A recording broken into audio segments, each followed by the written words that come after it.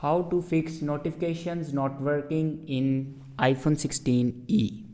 So let's start the video. First of all, if your notification was not showing, then swipe down to your control center and then click on focus.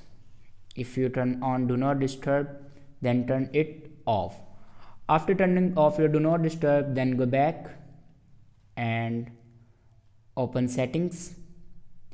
In settings, scroll down and then click on notifications. Make sure you can select list. If you select count or stack, then you can select list because list is better than these options.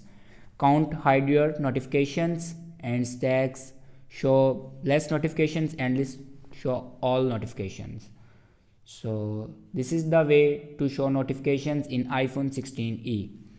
I hope this video is helpful for you. Thanks for watching.